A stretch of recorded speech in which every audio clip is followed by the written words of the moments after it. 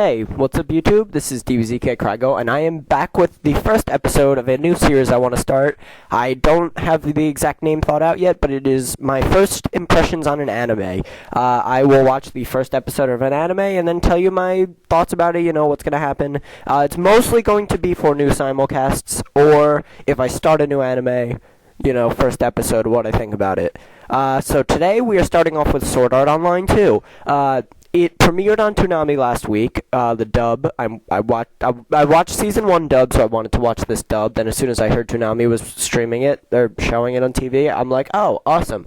So I accidentally missed it last week, so I immediately went on to Hulu, or whatever, Hulu, watched the first episode subbed, and then this was like a half hour before it premiered in Toonami. So I also saw the second episode, but really it wouldn't have made a difference if I saw the second episode or not. So I watched the show dubbed and subbed. The first episode subbed, second dubbed, so I can give you my thoughts on both of those. So, Season 1 of Sword Art Online, everyone watched. It's decent. I liked it. A lot of people hate it. I don't love it. It's not like one of my favorites. I think it had its flaws, but I think a lot of the flaws I didn't like are going to be fixed in Season 2. I know Season 1, a lot of people didn't like the second arc. I know in Sword Art Online 2, there's 3 arcs, I think. The last one really short. I don't know, whatever. So, I'm gonna start out, the review of the episode. I have to say the opening scene of this episode might have been my favorite opening scene of any anime, period. Probably this, maybe Fullmetal Alchemist Brotherhood, maybe Naruto. It was just, Naruto's also good, the Nine-Tailed Fox attack. But, the opening scene, I really felt like I was watching a movie. Just the way it looked, the dialogue, that final shot where you see Death Gun pull out, the gun and shoot the guy, and then he's standing there. I thought it was just a masterpiece, that scene, for some reason. It really hit me, and I thought the quality seemed really good. The episode itself, besides that, it definitely set up a good concept. You see Kirito and Asuna, they meet up, they're friends again, or whatever, they're dating, they're gonna hang out, but you think, oh, maybe they're just going on a normal date, but then you find out earlier, I guess maybe a couple days earlier that day, whatever, Kirito is meeting up with the guy, I don't remember his name or exactly what he does, but he's like some internet manager, whatever, but he tells him, we need you to go into this game called Gun Gale Online. It's important because there's a player killer who's literally killing people in the real world through the game. That's Death Gun, who I was talking about before, in the beginning. He shoots someone in the game, not even directly, but he shoots him, and then it turns out the guy died in real life. So, after much consideration, Kirito accepts that he has to go into the game, but he's a little weary. I think weary. He's a little cautious. Yeah, he's a little weary and scared because he knows Gun Gale Online is for professionals, literally people that play the game for money. I guess it's kind of like EVE Online, how you can turn in-game currency into real-life currency. I think that's how EVE Online works. I'm not an expert. So that he's very scared, but ultimately I believe he accepts it.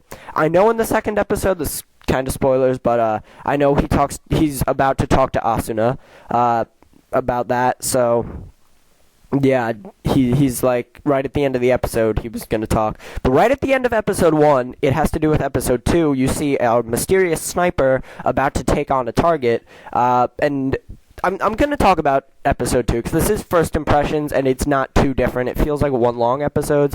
It turns out this is a young sniper named Sinon, who has, like, some mysterious past that she doesn't really want to talk about. I don't know. We'll probably find out more about it. And she's with, like, a squad, and her squad doesn't listen to her. There's this group of soldiers, and there's one mysterious guy who they haven't seen before, and it doesn't look like he's armed, and she's like, let's take him out first, because he's mysterious, and everyone's like, no, let's take out the guy with the most powerful gun that we see.